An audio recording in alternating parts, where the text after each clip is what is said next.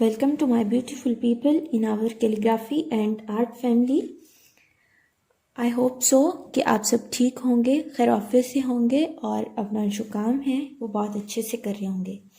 आज हमारी next class है और आज की क्लास में हमने अलिफ जो है वो लिखना सीखना है। हरूफ ताजी हम जो है वो स्टार्ट कर रहे हैं। तो ये सबसे पहले आपने इस तरह से पेज जैसे मैंने आपको प्रिपेयर करना सिखाया है, आई थिंक सो क्लास 16 में।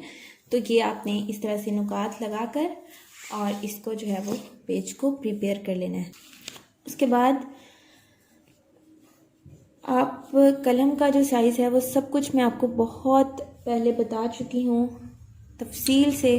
अभी तक हमने सारा मटेरियल के बारे में ही देखा है। तो ये 4 mm का आई थिंक सो कलम है। आप इसको यूज़ कर सकते हैं या फिर अगर आप इसको यूज़ करना चाहें तो आप इसको कर सकते हैं। तो मैं फ़िलहाल इसके साथ लिखना शुरू करने लगी हूँ। और ये इंक भी आपको बनाना जो है वो मैं बता चुकी हूँ, सिखा चुकी हूँ। तो आई होप सो कि अब आपको सब कुछ जो है वो क्लियर हो गया होगा।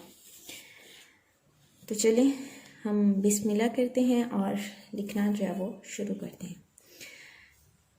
जो पीछे वाली वीडियो है जिसमें मैंने आपको बताया कि हम क्या सीख रहे हैं, मॉडर्न कैलीग्राफी, तो उससे आपको अंदाज़ा हो गया होगा कि हम एक से ज़्यादा तरह के जो स्टाइल है उसमें हम हरूफ को और फिर अल्फाज को लिखना जो है वो सीखेंगे। तो आज मैं आपको काफ़ी तरह का अलिफ जो है वो लिखना बताऊंगी। तो आपने इस सब की बहुत अच्छे से जो है वो प्रैक्टिस करनी है, ठीक है। आपने सबसे पहले कलम को यहाँ पर रखना है इस तरह से तिरछा, और उसके बाद इसको इसी डायरेक्शन में नीचे को मूव करना है।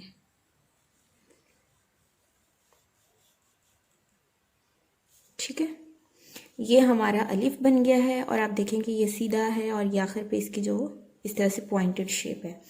तो ये जो पॉइंटेड शेप है ये कब बनेगी? ये बनेगी तब जब आप अपने कलम को, अगर आप इस तरह से अपने कलम को लेकर आ रहे हैं नीचे को, इस तरह से अगर आप लेकर आ रहे हैं तो आप कलम को लिखते लिखते यूं खड़ा कर दें। ठीक है, यूं खड़ा कर दें। उसके बाद आपका ये जो है ये अलिफ बन जाएगा। तो ये हमारा सिंपल अलिफ है। और उसके बाद अब हम ताज वाला अलिफ लिखना सीखेंगे। अगर आपसे एक ही फ्लो में नीचे नहीं आता, जैसे कि ये वाला अलिफ मैंने लिखा है, तो आप इसको पोर्शंस में भी जो है वो लिख सकते हैं। ठीक है, इसका अब हम ताज बनाएंगे। और ताज कैसे बनाना है? इस तरह इसके ऊपर आपने आप एक नुक्ता कह लें वो लगाना है, लेकिन इसका ये जो बाहर है इसको बाहर नहीं निकालना, बस ऐसे इसको टिप के साथ सफाई से बाहर जो है वो बढ़ा देना है। तो ये जो है वो इसका ताज बन जाएगा। ठीक है,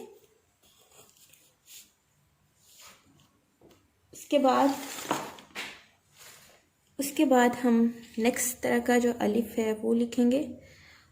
और ये अलिफ आपने यहाँ से शुरू करना है, नीचे आते जाएं और यूं। ठीक है, राउंड में इसको बस अपने घुमा देना है। तो ये हमारा तीसरी तरह का अलिफ हो गया। चौथी तरह का अलिफ जो है वो जैसे अलिफ मद्दा हम लिखते हैं बिल्कुल उसी तरह लिखेंगे। और अलिफ मद्दा तो हम यूं लिखते हैं सीधा लाइन के ऊपर, इसको हम इस तरह से लिखेंगे। ठीक है, तो आपने अपनी कलम को उसी तरह से 70 to 80 के एंगल पे रखते हुए नीचे मूव करना है। और ये ठीक है, ये हमारा जो है वो सुंगली कैलीग्राफी में भी इस तरह अलिफ लिखा जाता है। तो अभी फ़िलहाल हम मॉडर्न सीख रहे हैं, तो उसमें जो है वो इस तरह भी आप अलिफ लिख सकते हैं। ये सारे अभी मैं आपको एक एक बार लिख के बता रही हूँ। आपने इनकी कम से कम एक लाइन पे एक अलिफ की जो है वो प्रैक्टिस करनी है। मिसाल के तौर पर अगर ये वाला अलिफ है तो आपने इसकी पूरी एक लाइन पे प्रैक्टिस करनी है। ठीक है, उसके बाद हम एक और अलिफ लिखना सीखेंगे जो कि दीवानी में लिखा जाता है। आप एक सीधी लाइन नीचे लगाएं इस तरह। उसके बाद यहाँ पे कलम रखते हुए नीचे को मूव करना है। ठीक है, यहाँ से आपने कद का हिसाब भी साथ साथ रखते जाना है। ये 3 कद हैं, सॉरी कद नहीं, नुकात, ये 2 और ये 2, ठीक है। तो यहाँ आप इसको 4 to 5 तक जो है वो नीचे लेकर आएंगे। उसके बाद आप अगर इसको यहाँ से थोड़ा सा इसका जो है वो कनेक्शन बनाकर बस यूँ, ठीक है, और ये इसकी जो लाइन है आप इसको यहाँ इस तरह अटैच कर देंगे। ये वाला दोबारा लिख के बताती हूँ।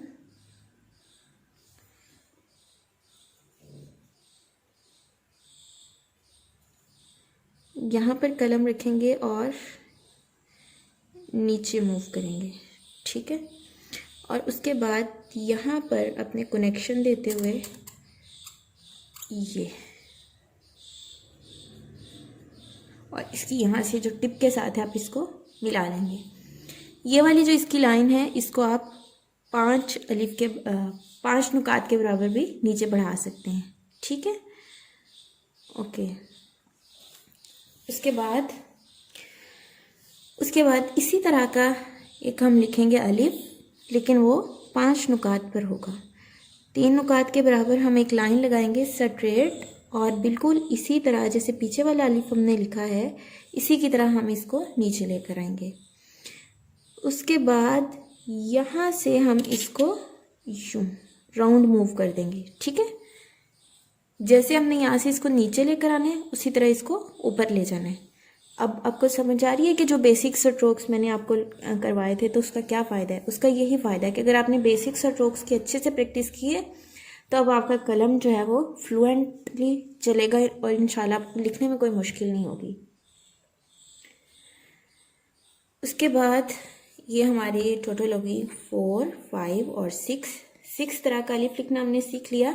और अब हम 7th जो है वो इसकी अलिफ की शेप लिखना सीखेंगे, और ये अलिफ की आखिरी शेप होगी। ये देखें, ये ना तो बिल्कुल सीधा है और ना इस तरह से टेढ़ा है, ये ऊपर से सीधा शुरू हुआ और नीचे से हल्का सा टेढ़ा हो गया। अब आपने इसके साथ ये, ठीक है। तो ये हमारी अलिफ की जो है वो टोटल 7 शेप्स हैं इब्तदाई, जो कि हम सीख रहे हैं मुफरिदात में, और इनकी आपने अच्छे से प्रैक्टिस करनी है। कलम का जो होल्ड है वो, और जो कलम को लिखने का स्टाइल है उस पर ख़ास तवज्जो देनी है। कलम को चौड़ाई के रुख नहीं पकड़ना, कलम को तिरछा पकड़ना है। ये जो कलम का जलफा होता है, ये वाला, जब मैंने आपको कलम बताया था तराशना, उस वक्त मैंने आपको बताया था कि ये जो चीज़ होती है ये कलम का जलफा होता है, ये होल वाली साइड। तो इसको हमसे अवे होना चाहिए, मतलब अगर हम इस तरह कलम पकड़े हैं तो इसको नीचे की जानिब नहीं होना चाहिए बल्कि इसको इस तरह होना चाहिए, ठीक है, दूसरी साइड पर हमसे। तो ये आज की क्लास थी। इंशाल्लाह मुझे उम्मीद है कि आप लोगों को समझ आ गई होगी। इसकी अच्छे से प्रैक्टिस कीजिएगा और इंशाल्लाह नेक्स्ट क्लास में हम बा लिखना सीखेंगे। तब तक के लिए अपना बहुत ख्याल रखिए। अल्लाह हाफिज़।